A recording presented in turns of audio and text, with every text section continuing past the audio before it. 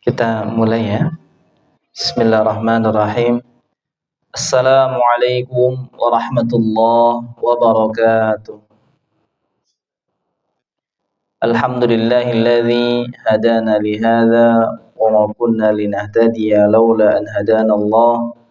Asyhadu an la ilaha illallah wahdahu la syarika lah wa asyhadu anna Muhammadan abduhu wa rasuluh.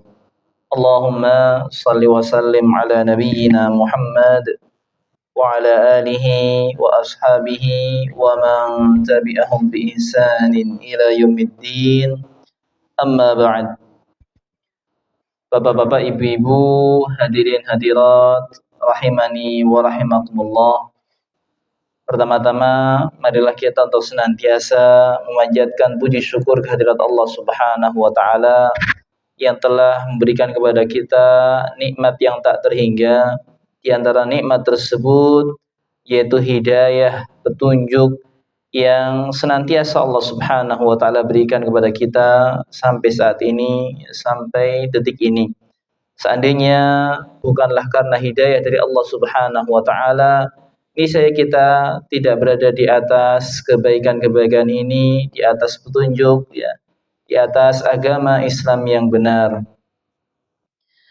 Kemudian kita bersaksi bahwasanya tidak ada ilah yang berhak disembah dengan benar kecuali Allah Subhanahu wa taala, tidak ada sekutu baginya. Dan kita juga bersaksi bahwasanya Nabi kita, Nabi Muhammad sallallahu alaihi wasallam adalah hambanya dan utusannya. Semoga salawat dan salam senantiasa tercurahkan kepada beliau, keluarga beliau, para sahabat beliau, serta orang-orang yang beriman yang mengikuti mereka dengan benar hingga tegaknya hari kiamat nanti. Bapak-bapak, ibu-ibu yang dimuliakan oleh Allah Subhanahu wa taala, insyaallah pada kesempatan malam hari ini kita akan kembali melanjutkan kajian kita yang membahas kitab Waalaikumsalam warahmatullahi wabarakatuh. Hadis Al-Arba'in An-Nawawiyah karya Al-Imam An-Nawawi rahimahullah ta'ala, yang mana kita telah sampai pada hadis yang ke-28 ya. Di hadis ke-28 ini ya, hadis yang ada sebagian ulama yang menjuduli hadis ini dengan perintah untuk kita menetapi sunnah dan menjauhi perselisihan serta perbuatan bid'ah. Ya, luzumus sunnah wajtinabul khilafi wal bid'ah. Ya. Dan disebutkan di sini riwayatnya an Abi Najih Al-Irbad Ibn Sariyah radhiyallahu an, dari sahabat Abu Najih, ini kunyah beliau, nama asli beliau adalah Al-Irbad bin Sariyah radhiyallahu an. Sehingga kadang-kadang ya, ada sebagian ulama, sebagian penulis kitab yang ketika menjelaskan sebuah permasalahan lalu merujuk kepada hadis ini, biasanya akan menyebutkan hadis dari Al-Irbad yang masyhur ya. Hadis dari sahabat Al-Irbad yang masyhur ya, ini tentang perintah ya, kita menetapi sunnah dan menjauhi perselisihan dan kebid'ahan. Hadis Al-Irbad bin Sariyah, akunya beliau adalah Abu Najih. Semoga Allah Subhanahu wa taala senantiasa meridhai beliau. Ya, beliau mengatakan, wa'adana Rasulullah sallallahu alaihi wasallam mau'izatan balighatan wajidat minhal qulub wa darafat minhal uyun. Suatu ketika Nabi sallallahu alaihi wasallam memberikan mau'izah, nasihat ya kepada kami ya, dengan nasihat yang mendalam, nasihat yang membuat hati-hati itu bergetar, demikian pula ya, mata-mata meneteskan air matanya ya, menangis maksudnya.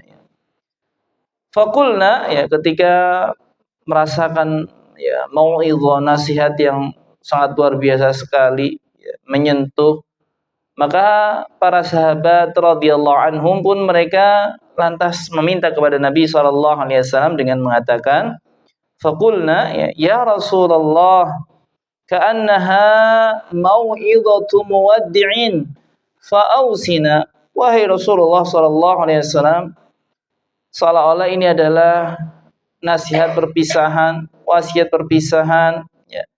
Maka wasiatilah kami, ya. Wasiatilah kami.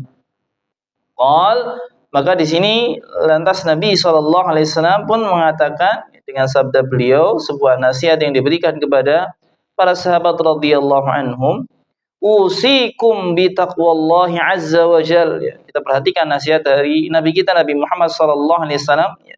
Nasihat yang sangat bagus sekali, mendalam sekali, dan inilah yang betul-betul dibutuhkan oleh seorang manusia di dalam kehidupannya sehari-hari. Pertama, ya, wasiat ketakwaan, ya, agar kita senantiasa bertakwa kepada Allah Azza wa Jalla, ya, yang maha mulia lagi maha perkasa, ya.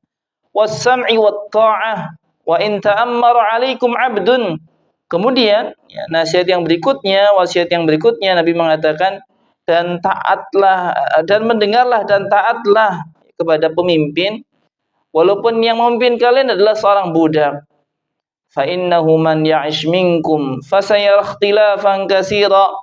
Maka sungguh barang siapa yang di antara kalian hidup, ya, dalam waktu yang lama, artinya dia panjang umur, fasayara ikhtilafan katsira, maka dia akan melihat perselisihan yang banyak. Fa'alaikum bisunnati wa sunnatil khulafa'ir rasyidin al-mahdiyyin. Maka wajib bagi kalian untuk berpegang teguh dengan sunnahku dan sunnah khulafa'ur rasyidin al-mahdiyyin, ya, sunnah para khalifah yang rasyid, ya, yang kokoh keimanannya dan keilmuannya, dan juga al-mahdiyyin yang mendapatkan petunjuk dari Allah Subhanahu wa taala, ya.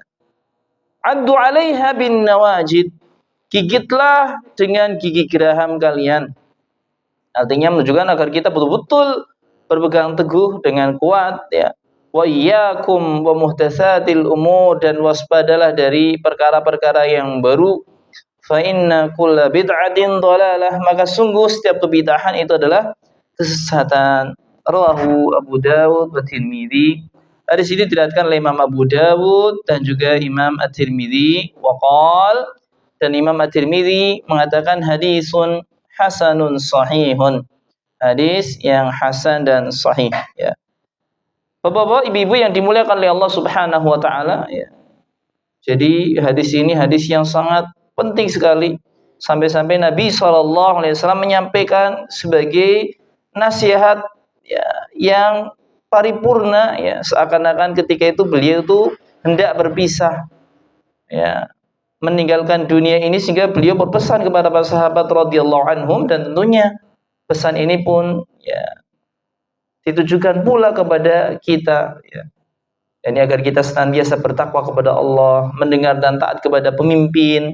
Kemudian ketika kita berselisih pendapat, hendaknya kita kembalikan kepada sunnah beliau dan sunnah khulafaur rasyidin, dan hendaknya kita menjauhi perkara-perkara yang baru di dalam agama. Kebid'ahan hendaknya kita jauhi. Ini sedikit, ya, makna dari hadis ini. Kemudian yang berikutnya, bapak-bapak, ibu-ibu yang dirahmati oleh Allah Subhanahu wa taala, marilah kita perhatikan penjelasan Fadilatul Syekh Abdul Muhsin Al-Abad Al-Badr hafizahullah taala terkait tentang hadis ini, di mana beliau, ya, di sini menjelaskan yang pertama, qaulul irbad, ya, perkataan dari sahabat Al-Irbad, wa'adana Rasulullah sallallahu alaihi wasallam mau'izatan balighatan wajilat minhal qulub wa dharafat minhal uyun. Rasulullah sallallahu alaihi wasallam berikan mau'izah kepada kami dengan mau'izah yang mendalam sehingga hati-hati kami bergetar dan mata-mata kami meneteskan air mata, ya, menangis, ya. Kata beliau, al-mau'izah ma kana minal kalami fihi targhibi wa tarhib. Mau'izah, ya, mau'izah di sini adalah sebuah kalimat yang di situ ada unsur memberikan motivasi, dorongan, dan juga memberikan ancaman.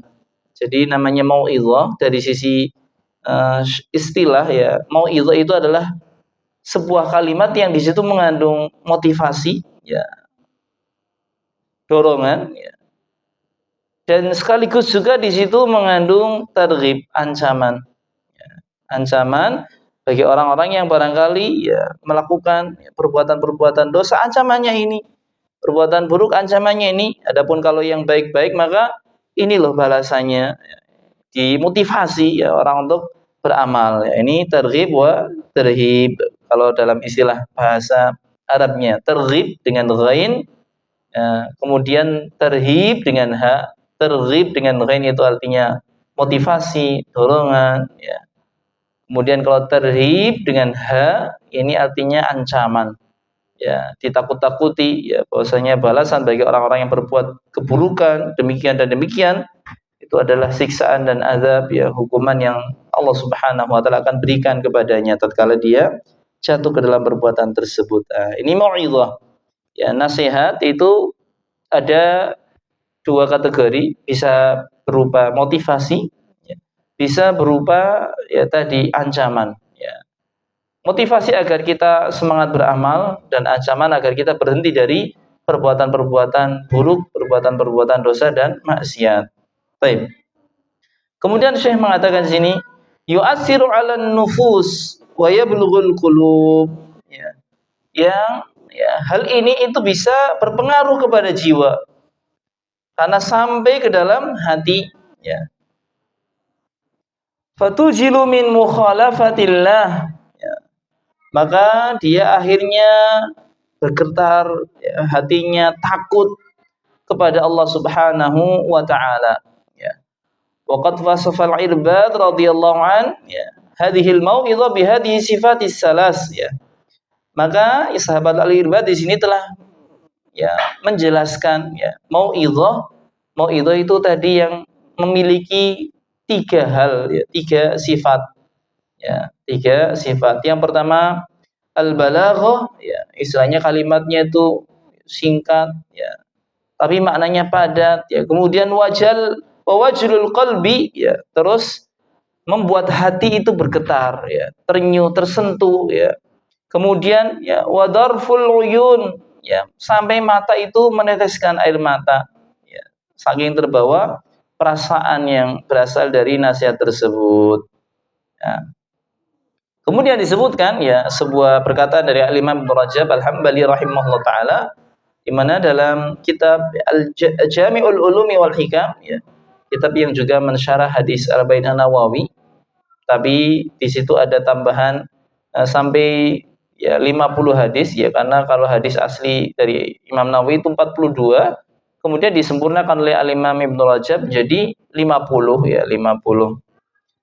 Nah, di penjelasan Al-Imam Ibnu Rajab terhadap hadis ini, beliau mengatakan wal balaghatu fil mau'izah mustahsanah, Balaghah, istilahnya di sini kita menggunakan bahasa yang puitis di dalam menyampaikan nasihat. Ini sesuatu yang dianjurkan, karena kalau sebuah kalimat puitis itu akan lebih menyentuh hati, itu boleh-boleh saja kita lakukan, menggunakan kata-kata yang baik, yang bagus, sehingga enak didengar dan bisa menyentuh hati. Waalaikumsalam warahmatullahi wabarakatuh. Makanya kalau kita lihat khatib-khatib itu biasanya mereka itu memilih kata-kata yang pas, pemilihan katanya, diktenya itu betul-betul dipikirkan supaya sampai kepada hati-hati jamaahnya. Walaupun kadang-kadang ini sesuai dengan kemampuan masing-masing khatib, ada yang bagus retorikanya, ada yang pandai mengolah katanya, ada yang biasa-biasa saja. Maka bersyukurlah kita ketika kita mendapatkan khatib yang luar biasa, retorikanya bagus, penyampaiannya bagus. Ini adalah nikmat, karena memang ibadah salat Jumat yang kita sepakat sekali kadang-kadang itu rawan kita mengantuk, karena memang di waktu-waktu siang yang butuh istirahat, ditambah lagi dengan barangkali kalau khotibnya tidak menarik karena retorikanya biasa saja, kata-katanya membosankan, kadang-kadang seperti itu. Maka ketika kita mendapatkan khatib yang baik, yang bagus, alhamdulillah, maka bersyukurlah. Adapun kalau tidak, maka bersabarlah. dan berusaha untuk bisa mengambil faedah dari apa yang disampaikan oleh khatib tersebut ya, karena terkadang walaupun ya apa yang disampaikan tidak menarik, retorikanya ya biasa saja, kadang membosankan, tapi pasti di situ ada kebaikan-kebaikan disampaikan, nasihat-nasihat yang baik ya. Ini posisi kita sebagai pendengar ya. Baik. Kemudian ya, Al-Imam Ibnu Rajab juga mengatakan li'annaha aqrabu ila qabulil qulub wastijlabiha, karena kata-kata yang puitis itu lebih dekat untuk diterima oleh hati, dan ya hati itu kemudian ya, tertarik ya, sehingga perhatian berbeda dengan kalau kata-kata yang disampaikan itu biasa saja, biasanya ya hati cenderung malah lalai ya, malah memikirkan hari yang lain. Tapi ketika sebuah kalimat yang disampaikan itu puitis, itu biasanya hati akan memperhatikan ya, sehingga lebih mudah untuk masuk ya. Wal balaghatu hiya at-tawassulu ila ifhamil ma'ani al-maqsudah wa isaluha ila qulubis sami'in bi ahsani surati minal alfat ad-dala 'alaiha ya wa afsauha wa ahlaha lil asma wa awqaha fil qulub ya.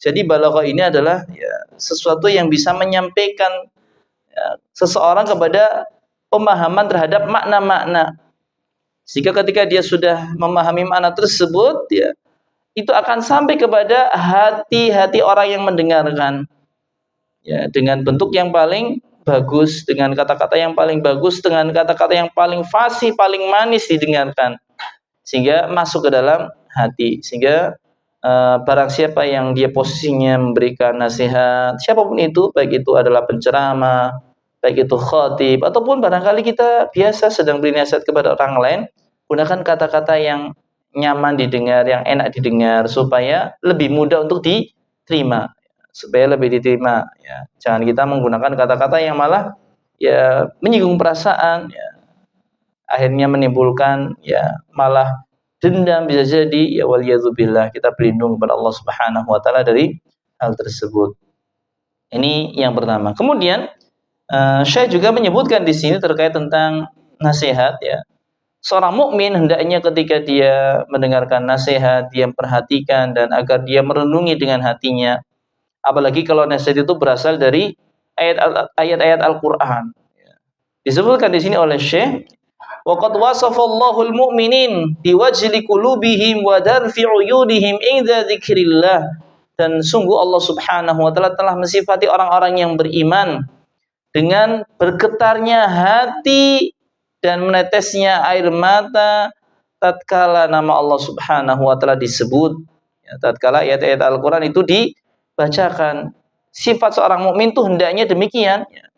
Ketika dibacakan ayat Al-Qur'an, di situ disebut nama Allah Subhanahu wa taala, maka dia bergetar karena ya, takut akan ya, kebesaran Allah Subhanahu wa taala, bahwasanya Allah Subhanahu wa taala adalah zat yang menguasai segala sesuatu alam semesta ini, dan Allah adalah zat yang memiliki siksa yang pedih yang akan diberikan kepada siapa saja yang durhaka kepadanya.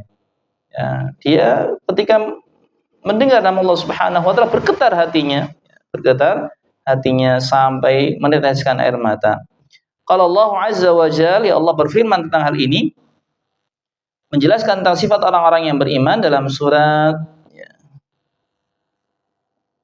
apa tidak disebutkan nama suratnya di sini ya. Innamal mu'minuna alladzina idza dzukirallahu wajilat qulubuhum wa idza tuliyat 'alaihim ayatuhu zadatuhum imana wa 'ala rabbihim yatawakkalun. Sesungguhnya orang-orang yang beriman, yaitu orang-orang yang apabila disebut nama Allah Subhanahu wa taala, hati-hati mereka bergetar, dan apabila dibacakan kepada mereka ayat-ayatnya, maka bertambah keimanan mereka, wa 'ala rabbihim yatawakkalun, dan mereka bertawakal kepada Rabb mereka. Ya. Ini ayat yang pertama menjelaskan tentang sifat orang beriman, dan dalam ayat yang lain disebutkan ya, waqal, Allah berfirman, wa idza sami'u ma unzila ilar rasuli tara a'yunuhum tafidu minad dam'. Dan apabila mereka mendengar apa-apa yang diturunkan kepada Rasul, ya, niscaya engkau akan melihat mata-mata mereka, ya, meneteskan, ya, air mata, ya. Mata-mata mereka meneteskan air mata, ya, menangis, ya, karena merenungi akan, ya, kebesaran dan keagungan Allah Subhanahu wa taala.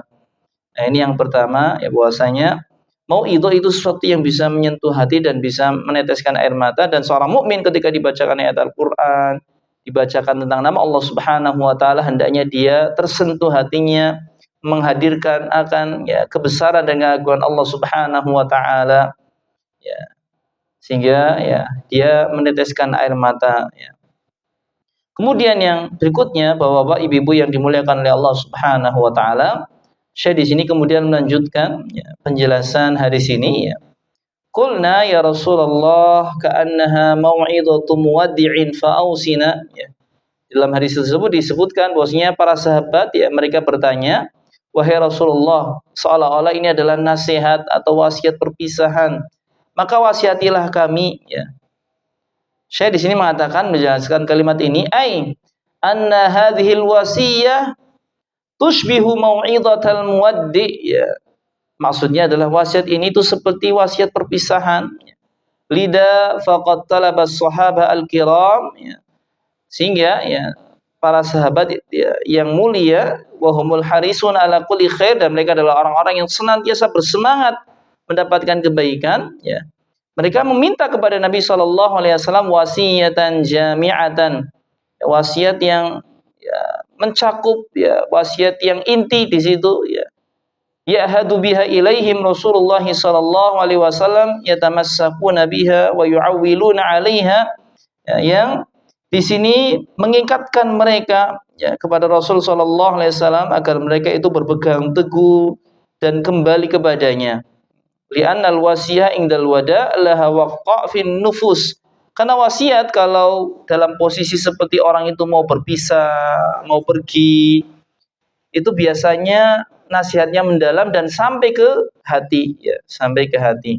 Wala'alla hadhil mau'izah kana fiha ma yash'uru bitawdi lidza talabu hadhil wasiyah, ya. Sehingga ketika itu, ya, wasiat yang sudah disampaikan oleh Nabi sallallahu alaihi wasallam itu, ya, dirasakan oleh para sahabat seolah-olah ini adalah wasiat perpisahan, sehingga mereka pun meminta, ya, nasihat yang tadi urgen, yang penting, yang mencakup, ya, istilahnya kalimatnya singkat tapi mencakup, ya, istilahnya kebaikan yang banyak, ya. Ini maksud dari perkataannya qulna, ya Rasulullah, ya, ka'annaha mau'izatu muwaddi'in fa'ausina, seolah itu adalah wasiat perpisahan, maka wasiatilah kami. Sehingga di sini ada pelajaran penting, ya, bagaimana semangatnya para sahabat radhiyallahu anhum untuk bisa mendapatkan kebaikan dari Nabi sallallahu alaihi wasallam. Maka hendaknya kita sebagai umat-umat yang datangnya belakangan setelah para sahabat radhiyallahu anhum juga memiliki semangat yang sama, ya, atau barangkali, ya, mendekati kalau tidaklah sama, punya semangat untuk kebaikan, punya semangat untuk kebaikan. Bapak-bapak, ibu-ibu yang dimuliakan oleh Allah Subhanahu wa taala. Kemudian di penjelasan yang berikutnya di poin yang ketiga di sini, ya, terkait tentang isi wasiatnya, di mana yang pertama di sini disebutkan isi wasiatnya adalah tentang ketakwaan, ya, agar kita itu bertakwa kepada Allah Subhanahu wa taala. Ini adalah wasiat yang paling agung, yang paling utama. Dan ini adalah wasiatnya Allah Subhanahu wa taala dan juga wasiatnya Rasulullah sallallahu alaihi wasallam serta orang-orang yang saleh. Ya. Disebutkan di sini, ya, penjelasan tentang hal tersebut, ya. Syekh mengatakan, ya, taqwallahi azza wa jal an yaj'alal mar'u bainahu wa baina ghadabillahi wiqayan takihi minhu. Dan takwa kepada Allah Subhanahu wa taala maksudnya adalah kita membuat, ya, seseorang, ya, an yaj'alal mar'u, seseorang itu membuat perisai antara dirinya dengan kemurkaan Allah Subhanahu wa taala. Perisai ini yang bisa menjaga dia dari kemurkaan Allah Subhanahu wa taala. Ini adalah makna dari takwa. Ya, takwa ini kita membuat perisai yang bisa melindungi kita dari kemurkaan Allah Subhanahu wa taala, dari azab Allah Subhanahu wa taala. Ya. Wa dzalika bi fi'lit tha'ah wa ijtinabil ma'asi. Dan hal ini ya, kita membuat perisai antara kita dengan kemurkaan Allah Subhanahu wa taala dengan dua cara. Yang pertama adalah dengan mengerjakan ketaatan-ketaatan dan juga meninggalkan perbuatan-perbuatan maksiat. Ya. Kita mengerjakan ketaatan-ketaatan dan meninggalkan perbuatan-perbuatan maksiat, ini adalah ketakwaan. Ya. Ditambah lagi wa tasdiqil akhbar, kita membenarkan berita-berita yang berasal dari ya Allah Subhanahu wa taala dan Rasulnya sallallahu alaihi wasallam. Apa yang datang dalam Al-Qur'an beritanya, apa yang datang dari Nabi sallallahu alaihi wasallam beritanya, kita benarkan, tidak boleh kita dustakan. Wa hiya wasiyatullah lil awwalina wal akhirin, dan takwa ini adalah wasiatnya Allah Subhanahu wa taala untuk orang-orang yang terdahulu ya, dan juga orang-orang yang belakangan. Jadi kepada umatnya ya, Nabi Adam, Nabi Nuh dan seterusnya, mereka pun diwasiati ketakwaan. Sampai kita umatnya Nabi Muhammad sallallahu alaihi wasallam pun diwasiati dengan ketakwaan. Sampai pun nanti orang-orang yang hidup setelah kita, mereka pun diwasiati agar bertakwa. Jadi wasiat ketakwaan ini adalah wasiat yang umum untuk seluruh umat manusia, ya, dari yang awal sampai yang akhir. Kama qala azza wa jalla, hari ini sebagaimana disebutkan ya, dalam salah satu firman Allah Subhanahu wa taala, walaqad wasaynal ladzina utul kitaba min qablikum wa iyyakum anittaqullah. Dan sungguh telah kami wasiatkan kepada orang-orang yang telah kami berikan kitab kepada mereka sebelum kalian, dan juga kalian anittaqullah, agar bertakwa kepada Allah. Ya. Jadi kita itu diperintahkan bertakwa kepada Allah Subhanahu wa taala sebagaimana orang-orang terdahulu pun diperintahkan bertakwa kepada Allah Subhanahu wa taala, mengerjakan semua perintah-perintahnya dan menjauhi semua larangan-larangannya, ditambah dengan kita membenarkan semua berita yang datang dari Allah Subhanahu wa taala, baik melalui Al-Qur'an maupun hadis Nabi sallallahu alaihi wasallam.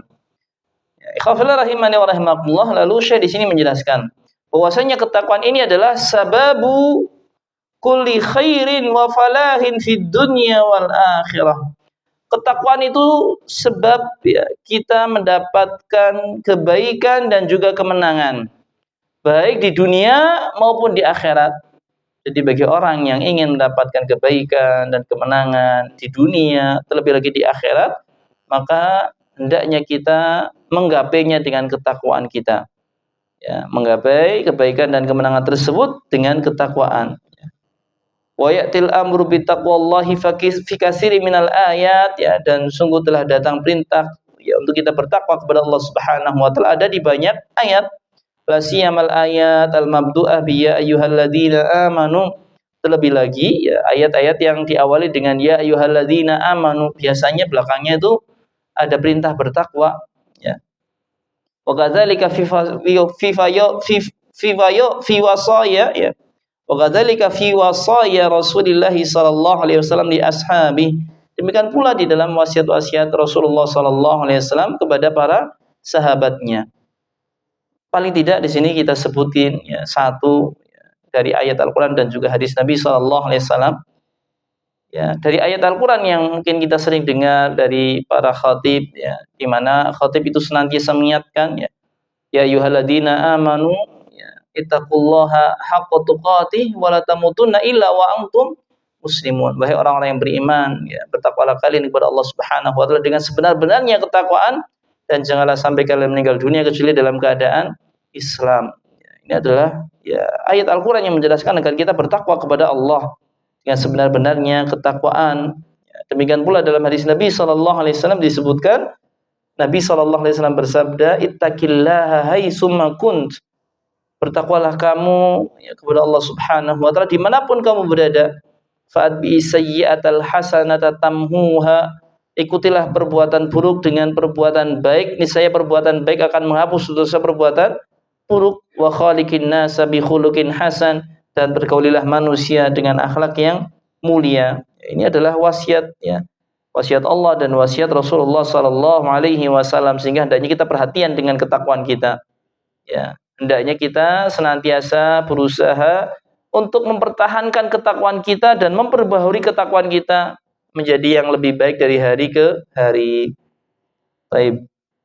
Bapak-bapak, ibu-ibu yang dimuliakan oleh Allah Subhanahu wa taala, kemudian hal yang berikutnya di sini yang dijelaskan oleh Syekh Abdul Muhsin Al-Abad Al-Badr hafizallahu taala, ya, yakni terkait tentang ya, wasiat yang kedua, yakni kita patuh kepada pemimpin. Patuh kepada pemimpin. Ya. Selama pemimpin itu adalah seorang muslim, ya, maka kita wajib untuk mematuhinya. Kita wajib untuk mematuhinya selama perintahnya bukanlah suatu perbuatan dosa ataupun maksiat. Ya.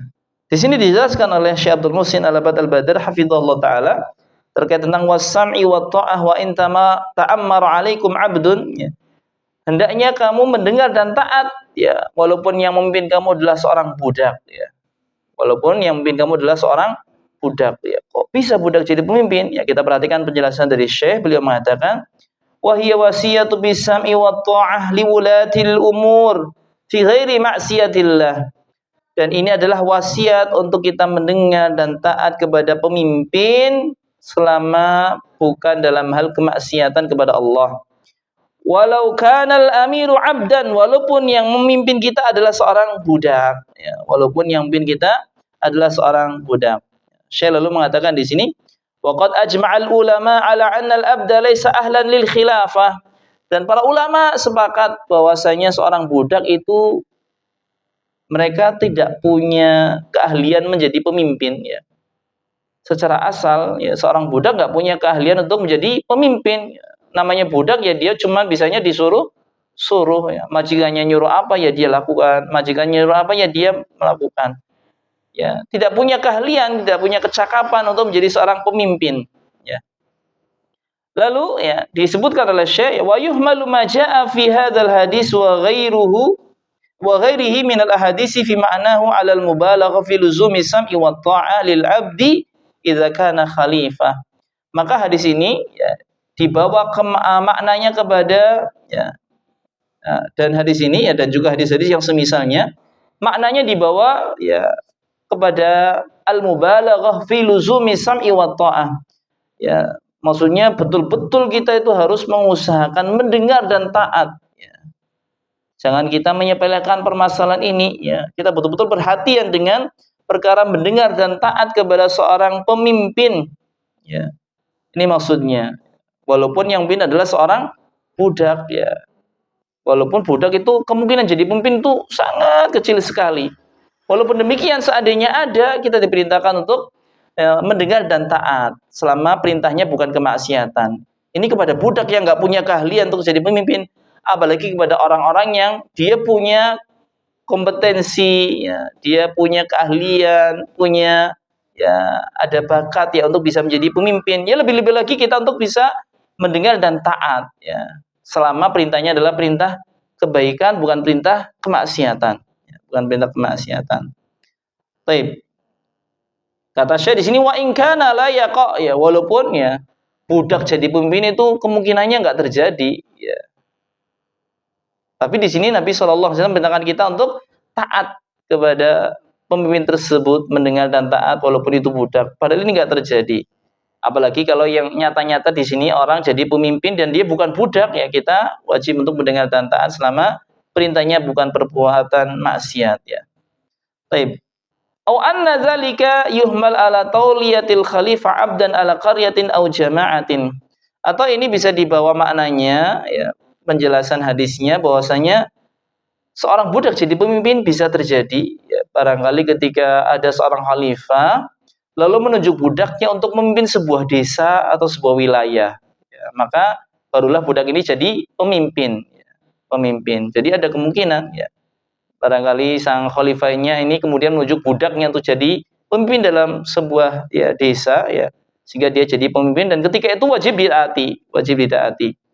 Au annahu kana inda tauliyah hurran, ya, wa atlaqa alaihi inda wa atlaqa alaihi 'abdun bi'tibari ma kana.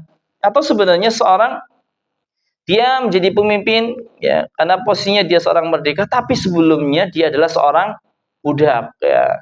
Jadi mana hadis ini ya, seorang budak jadi pemimpin, bagaimana gambarannya? Ya bisa jadi dia sebenarnya ketika jadi pemimpin sudah merdeka. Tapi orang-orang itu ya masih punya memori dia adalah dulunya seorang budak padahal dia sekarang sudah merdeka ya. Dan orang merdeka kan dia bisa jadi pemimpin ya, bisa menjadi pemimpin. Nah, ini terkait tentang penjelasan ya. Jadi ada kemungkinan ya kalau yang benar-benar budak itu sulit memang terjadinya. Nah, tapi bisa jadi pemimpin barangkali ketika seorang khalifah punya budak lalu menunjuk budaknya ini untuk memimpin sebuah desa atau wilayah, atau bisa jadi seorang yang sudah merdeka menjadi pemimpin tapi sebelumnya dia adalah seorang budak. Ini sedikit penjelasan. Tapi intinya bahwasanya kita itu diperintahkan untuk senantiasa mendengar dan taat kepada pemimpin bagaimanapun keadaan pemimpin tersebut, bagaimanapun statusnya, apakah dia orang merdeka ataupun dia budak, selama perintahnya adalah perintah kebaikan, tidak bertentangan dengan perintah Allah Subhanahu wa taala, maka kita wajib untuk mentaatinya. Baik. Kemudian disebutkan pula ya di sini ya, au kana ya au ala anna al-abda taghallaba 'ala an-nas bi syaukatihi wastaqarat al-umur wastatabal aman ya, atau ada seorang budak yang dia kemudian kudeta ya. Barangkali ada budak terus kumpulannya banyak mengkudeta pemerintah yang sah, lalu ya budak ini menjadi pemimpin ya, pemimpin, dan orang-orang itu ya membaiatnya ya. Dia menjadi pemimpin yang sah diakui oleh orang ya, padahal dulunya dia seorang budak. Ini juga bisa dimaknai seperti itu. Maka kita di sini diperintahkan untuk mentaatinya. Karena dengan mentaatinya ini lebih banyak maslahatnya dibandingkan dengan kita ya tidak mentaatinya, apalagi sampai memberontaknya, maka dari situ akan ada terjadi madarat yang banyak. Bapak-bapak, ibu-ibu yang dimuliakan oleh Allah Subhanahu wa taala, ini terkait tentang ketaatan kepada pemimpin yang hendaknya kita usahakan. Bagaimanapun keadaan pemimpinnya, selama dia adalah seorang muslim, ini patokannya. Adapun kalau orang kafir, maka tidak ada ya kewajiban kita untuk mentaatinya. Bahkan ya kita kalau memungkinkan mengkudetanya, menggulingkan ya penguasa yang kafir tadi ya. Ini kalau memungkinkan, tapi kalau tidak ya hendaknya kita menyusun rencana, jangan gegabah ya, karena kalau gegabah yang ada malah kita mati konyol ya, tentunya malah ya kurang maslahat. Ini kalau kondisinya demikian. Alhamdulillah negara kita Indonesia selalu dipimpin oleh pemimpin yang muslim ya. Semoga Allah Subhanahu wa taala senantiasa ya menjadikannya seperti itu terus dan menjadikan pemimpin kita semakin baik, semakin baik. Kemudian yang berikutnya, ikhwafillah rahimani wa rahimakumullah, ya, di poin yang kelima di sini Syekh menjelaskan tentang ya bagaimana kalau kita berselisih dengan ya orang lain dalam masalah agama, tentunya di sini ataupun dalam masalah keduniaan, persingkatan kita ya dengan ya orang lain di sini, maka ya tentunya yang lebih ya dikedepankan ini dalam masalah agama ya, dalam masalah agama. Fa innahu man ya'ish minkum fasayara ikhtilafan katsira, maka sungguh barang siapa yang hidup ya di antara kalian ya fasayara ikhtilafan katsira, maka dia akan melihat perselisihan yang banyak ya. Syekh Abdul Muhsin di sini mengatakan hadza min dalaili nubuwwatihi sallallahu alaihi wasallam, ini termasuk salah satu bukti akan kenabian Nabi sallallahu alaihi wasallam, mengabarkan sesuatu yang belum terjadi, hal-hal gaib yang belum terjadi ya. Kan belum terjadi perselisihan di zaman Nabi sallallahu alaihi wasallam, terjadinya itu setelahnya ya. Setelahnya, baik itu di zaman sahabat radhiyallahu anhu sepinggal Nabi, apalagi di zaman kita sekarang ini yang tentu lebih banyak lagi perselisihannya ya. Taib ya, haitsu akhbara an amrin mustaqbal, Nabi mengabarkan tentang kejadian yang akan datang. Waqa'a tabaqan lima akhbara bihi, dan terjadi sebagaimana yang dikabarkan oleh Nabi sallallahu alaihi wasallam, benar-benar terjadi perselisihan ya. Kita menyaksikan betul ya, kalau kita baca sejarah, bahkan perselisihan ini sudah muncul di zaman para sahabat radhiyallahu anhum. Sebagaimana di sini dijelaskan ya. Fa innal ladzi talat a'maruhum min ashabin nabiy sallallahu alaihi wasallam adraku ikhtilafan katsiran wa mukhalafatan lima kana alaihi Rasulullah sallallahu alaihi wasallam wa ashabuh. Dan sungguh orang-orang yang panjang umurnya dari kalangan sahabat Nabi sallallahu alaihi wasallam, mereka mendapati perselisihan yang banyak dan penyimpangan terhadap apa-apa yang dahulu Nabi SAW dan para sahabatnya berada di atasnya. Artinya banyak orang-orang yang tidak mengikuti petunjuk Nabi Muhammad SAW.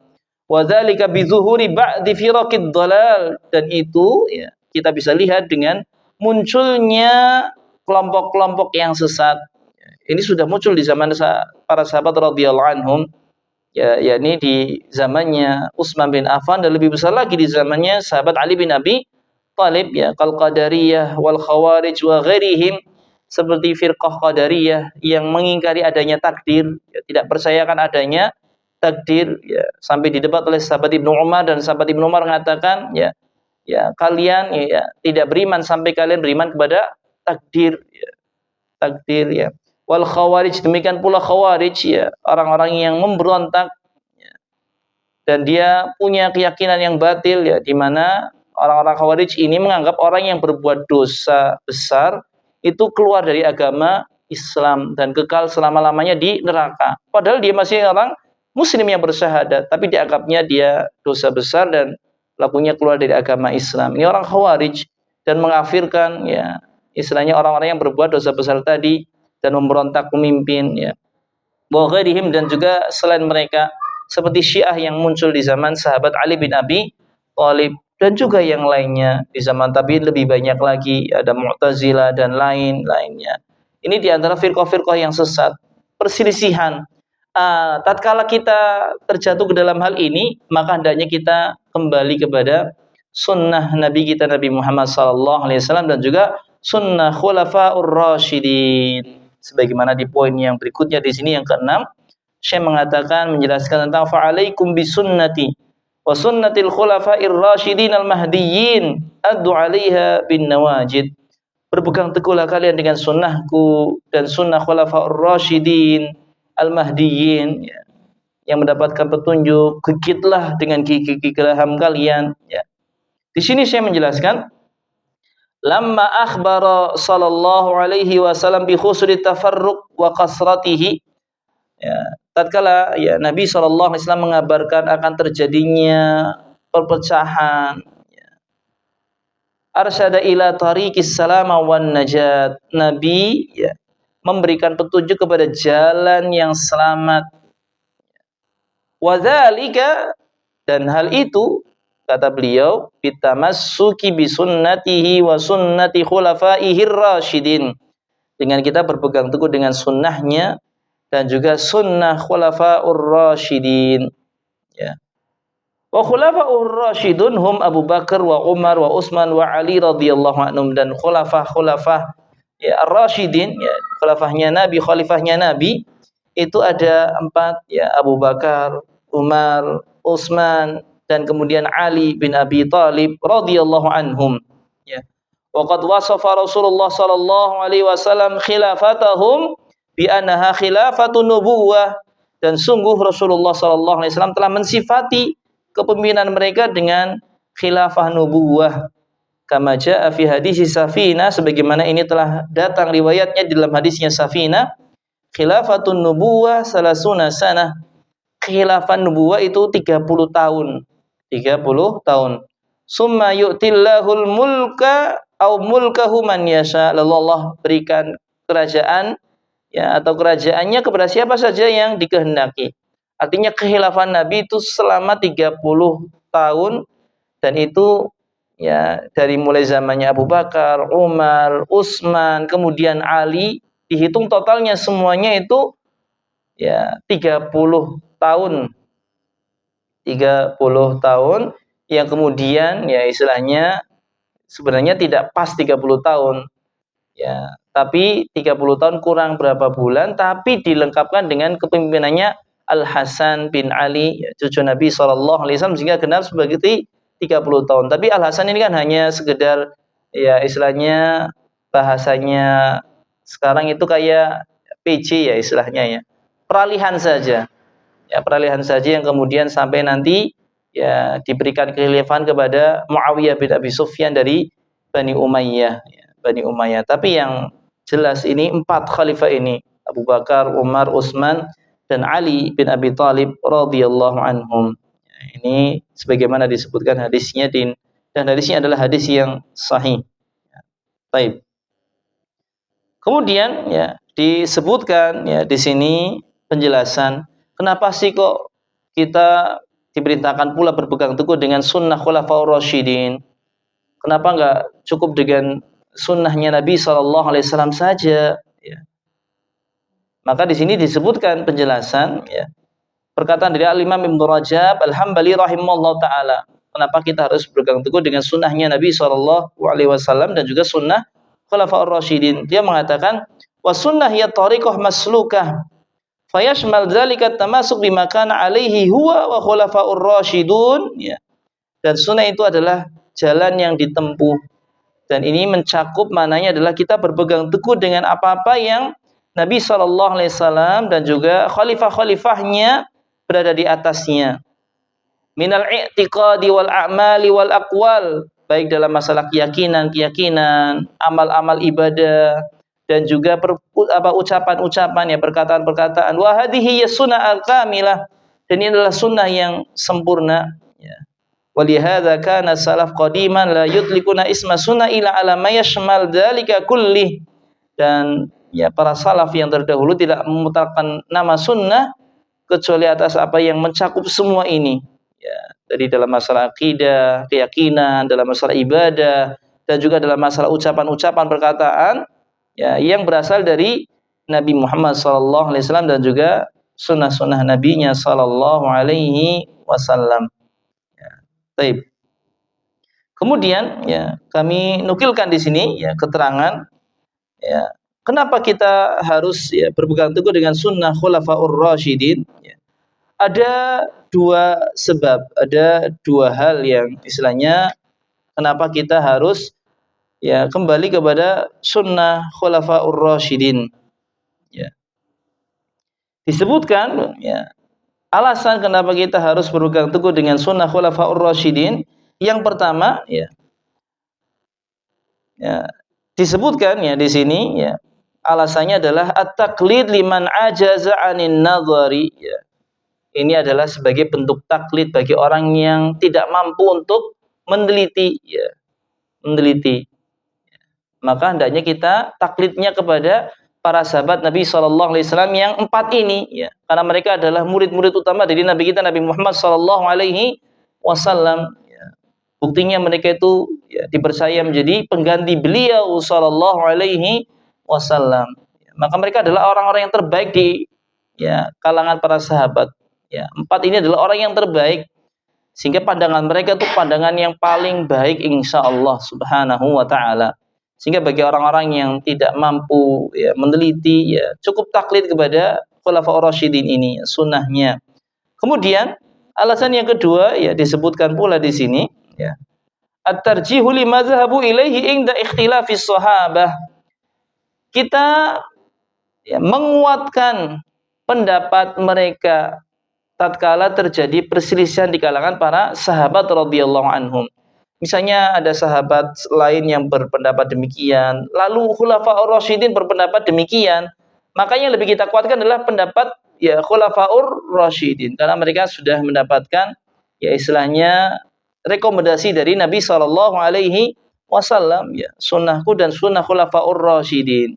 Sehingga kalau terjadi perselisihan di kalangan para sahabat dan ini mungkin dan terjadi memang ya kita maka lebih mendahulukan ya istilahnya apa yang disampaikan yang dijadikan pendapat oleh khulafaur rasyidin karena tadi ya istilahnya mereka sudah direkomendasikan oleh Nabi sallallahu alaihi wasallam. Baik. Ya ikhwafillah rahimani wa rahimakumullah ya. Ini diantara penjelasan ya hadis terkait tentang kita berpegang teguh dengan sunnah Nabi kita Nabi Muhammad sallallahu alaihi wasallam dan juga sunnah khulafaur rasyidin al-mahdiyyin. Ya. Dan kita tadi diperintahkan ya untuk berpegang teguhnya dengan gigi geraham kita. Ini menunjukkan bahwasanya perintah ini adalah perintah yang ditekankan ya. Betul-betul kita harus sungguh-sungguh di dalam berpegang teguh dengan Al-Qur'an dan sunnah. Ya, sunnah Nabi sallallahu alaihi wasallam dan juga sunnah khulafaur rasyidin. Ya, jangan sampai kita melepasnya ya. Baik, kemudian yang pelajaran terakhir dari hadis ini yang disampaikan oleh Syekh Abdul Muhsin Al-Abad Al-Badir hafizallahu taala terkait tentang sabda Nabi sallallahu alaihi wasallam, wa iyyakum wa muhdatsatil umur fa inna kulla bid'atin dhalalah. Waspadalah dari perkara-perkara yang baru di dalam agama, maksudnya karena setiap bid'ah itu adalah kesesatan. Setiap bid'ah adalah kesesatan. Syekh di sini menjelaskan muhdatsatil umur ma uhdisa wabtudi'a fid din mimma lam yakun lahu aslun fi. Perkara-perkara yang baru dalam agama adalah segala sesuatu yang diada-adakan di dalam agama yang tidak ada asalnya dari agama. Ya.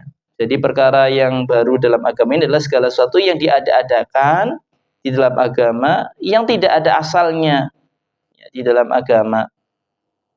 Nggak ada perintahnya, nggak ada dalilnya, diada-adakan dan dianggap sebagai bagian dari agama. Maka ini adalah bid'ah. Adapun kalau istilahnya sesuatu yang sifatnya keduniaan, tentunya berarti tidak termasuk bid'ah. Tidak termasuk bid'ah. Yang dimaksud bid'ah adalah kategorinya yang berkaitan dengan agama. Berkaitan tentang agama, sebuah ibadah. Ketika ibadah ini di istilahnya inovasi, dikreasi, sehingga tidak sebagaimana yang dituntunkan oleh Nabi SAW, maka inovasi dan kreasi yang ada yang muncul itu adalah kategorinya muhdatsatil umur, perkara-perkara yang baru dalam agama, dan ini kan masuk kategori bid'ah. Dan ini sebagaimana hadis yang kelima yang telah kita pelajari di hadisnya Aisyah, bahwasanya man ahdatsa fi amrina hadza ma laisa minhu fa huwa rad. Barang siapa yang mengadakan sesuatu yang baru yang tidak ada perintahnya dari kami, maka ia tertolak, sia-sia, tidak mendapatkan balasan, tidak ada pahalanya. Taib. Bapak-bapak, ibu-ibu yang dimuliakan oleh Allah Subhanahu wa taala, lalu Syekh di sini mengatakan wa huwa yarji'u ila ikhtilaf wa tafarruq al-madhmum alladzi dzakarahu an-nabiy sallallahu alaihi wasallam, dan ini kembali kepada perselisihan dan perpecahan-perpecahan yang tercela yang telah disebutkan oleh Nabi sallallahu alaihi wasallam. Maksudnya perkara yang baru tadi yang menyebabkan orang berpecah belah. Dia meninggalkan agama Islam yang lurus, menyimpang dari agama Islam. Maka inilah bid'ah-bid'ah yang dimaksud di situ. Jadi segala sesuatu yang tidak pernah dicontohkan oleh Nabi sallallahu alaihi wasallam. Taib. Dan di sini disebutkan waqad fasafa an-nabiy sallallahu alaihi wasallam kullal bid'ah bi annaha dhalal fala yakunu syai'un minal bid'ah hasanan.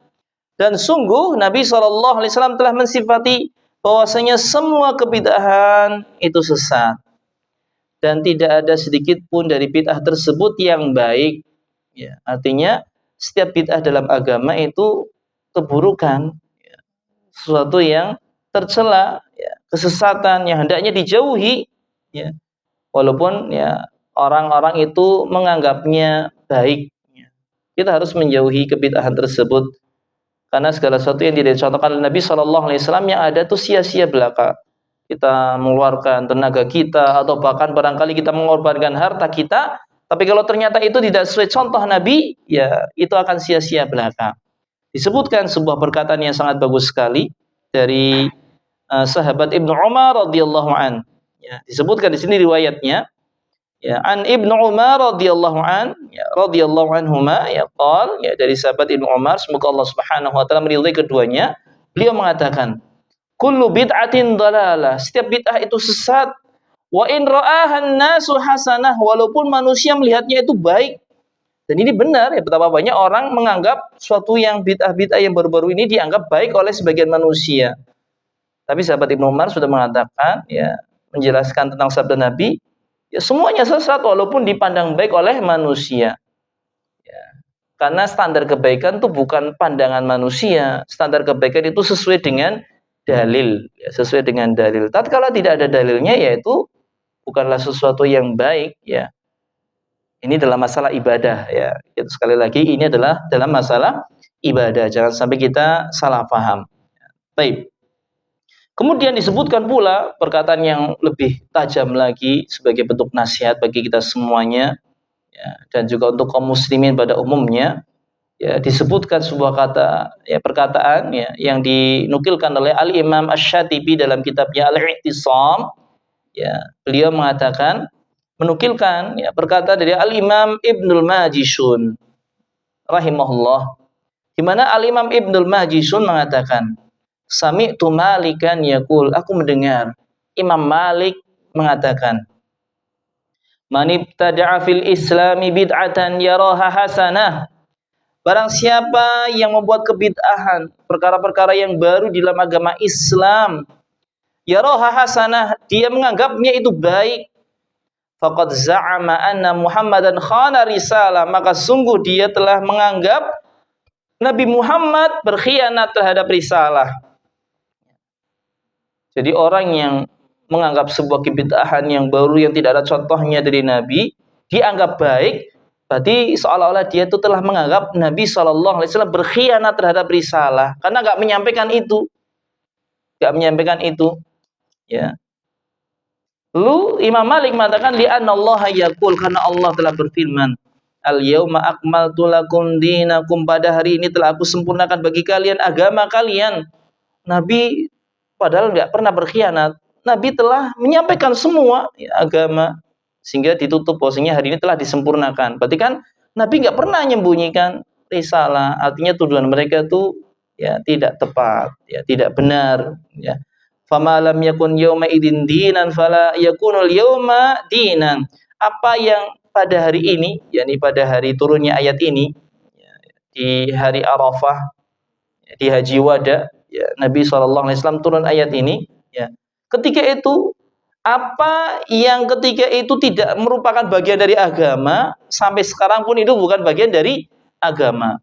Ya, jadi jangan kita sampai meyakini, ya, hal-hal yang ada-adakan di zaman sekarang ini, hal-hal yang baru yang tidak ada, ya, landasannya, ya, di zaman dahulu, di zaman Nabi SAW, maka itu juga bukan bagian dari agama, sehingga kita harus, ya, tinggalkan, tidak perlu kita kerjakan. Cukup kita, ya, mengerjakan yang ada dalilnya. Yang ada dalilnya saja belum tentu kita semuanya bisa mengerjakan, ya, apalagi yang tidak ada dalilnya. Maka tentu ini, ya, hanya sekedar membuat kita lelah tapi enggak mendapatkan apa-apa. Waliyadzubillah. Wallahu ta'ala alam bisawab. Ya, ini saja yang dapat kami sampaikan pada kesempatan, ya, malam hari ini, ya. Barangkali ada yang ditanyakan, kami persilahkan. Oke, monggo Pak. Waalaikumsalam warahmatullahi wabarakatuh.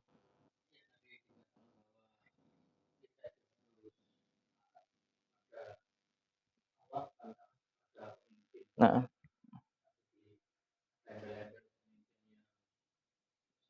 nah,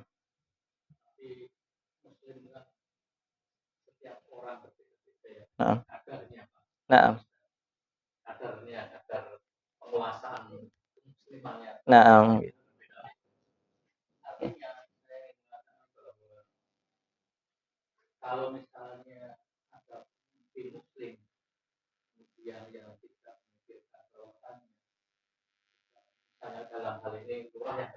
iya,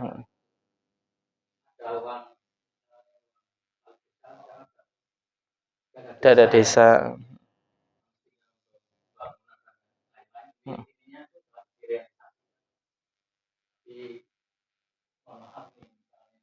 Korupsi, iya, nggih, nggih. Mhm. Mhm. Mhm. Tidak lepas, nggih, nah, nggih. Mhm.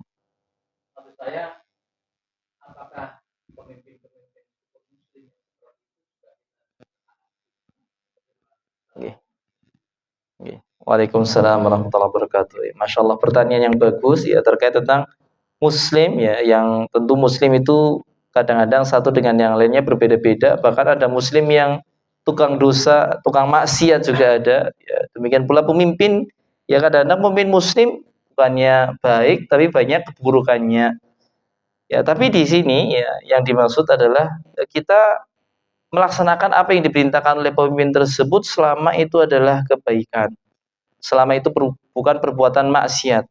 Adapun dosa yang dilakukan oleh pemimpin tersebut ya dia tanggungannya sendiri. Dia tanggungannya sendiri. Ya sebagai contoh misalnya di sini kita ya dalam masalah misalnya lampu merah lah. Lampu merah. Ini kan tentu keputusan pemimpin ya misalnya menetapkan di sini ada lampu merah, ini ada aturan lalu lintas dan sebagainya. Ini kan ketetapan pemimpin, ya pemimpin Muslim. Nah kita ya hendaknya mematuhi ya, kebijakan pemimpin tersebut, ya karena di situ tidak ada pertentangan dengan syariat. Bahkan maslahatnya besar ya tatkala kita mematuhi di situ untuk kemaslahatan banyak orang. Bayangkan kalau orang tidak patuh terhadap lampu lalu lintas di sini yang ada orang sekarepe dewek, banyak terjadi kecelakaan-kecelakaan ya di sini.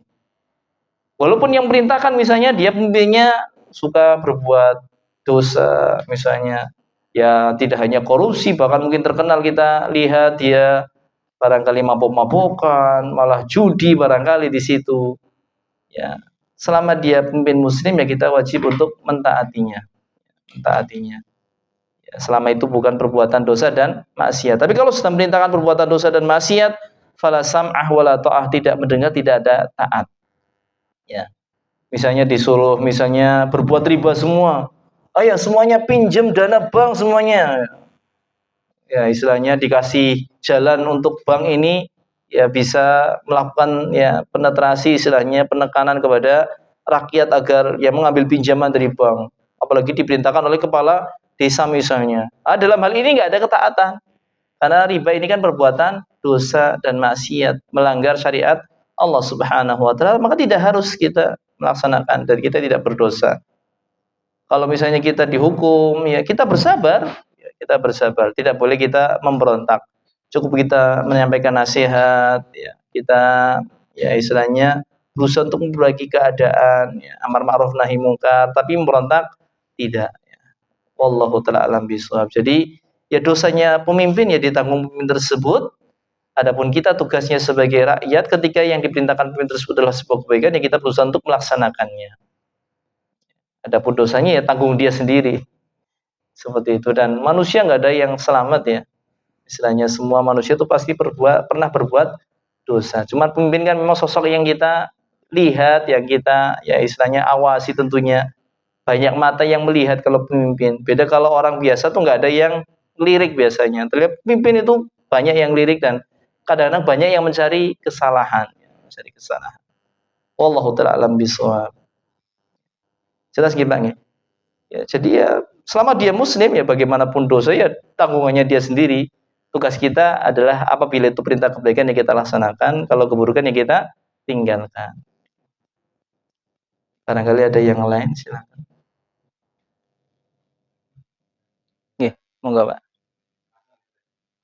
Mohon perkenalannya dari kemarin kan rangkaian kegiatan kami ada itu ada menyebutkan oleh ustaznya itu hukum Islam ada 4 itu Al-Quran, Sunnah, Ijma sama Qiyas. Mohon perkenalannya tentang Ijma sama Qiyas. Nggih. Masya Allah, barakallahu fikum. Ya betul ya, sumber agama kita ya ada 4, yang disepakati itu 2 ya, Al-Quran dan Sunnah atau hadis Nabi Shallallahu Alaihi Wasallam. Adapun yang ketiga dan keempat ini ya ada yang diperselisihkan, ada yang disepakati. Tapi intinya di situ salah satunya adalah ijma, itu yang ketiga ya. Ijma'nya para sahabat radhiyallahu anhum. Ketika para sahabat itu sudah sepakat dalam suatu permasalahan, maka itu bisa kita jadikan sebagai pijakan dalam beragama.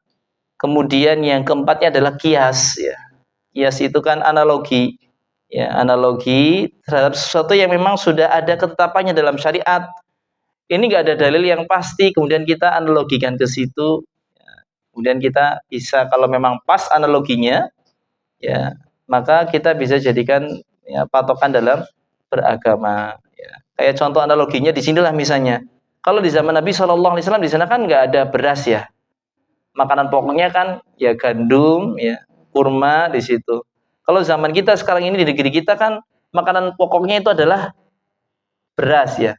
Kalau dahulu zakatnya pakainya kurma, gandum ya. Kita di sini nggak ada.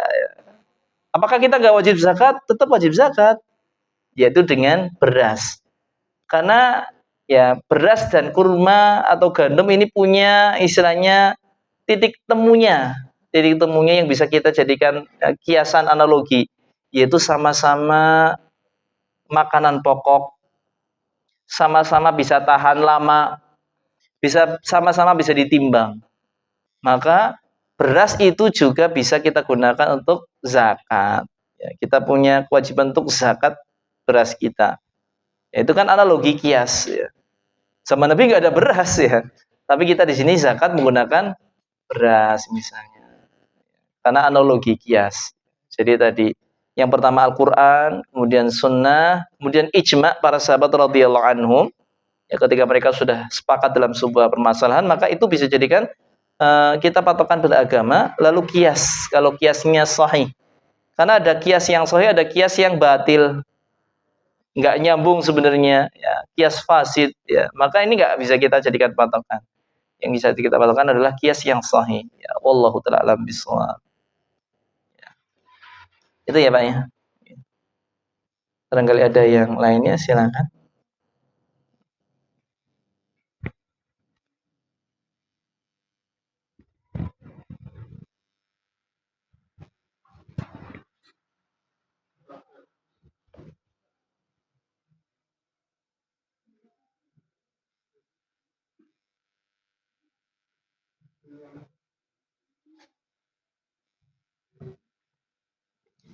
Ya, tidak ada ya. Kalau tidak ada kita cukupkan, dan sebagai kesimpulan bahwasanya ya di dalam agama kita itu tidak ada yang istilahnya bid'ah hasanah.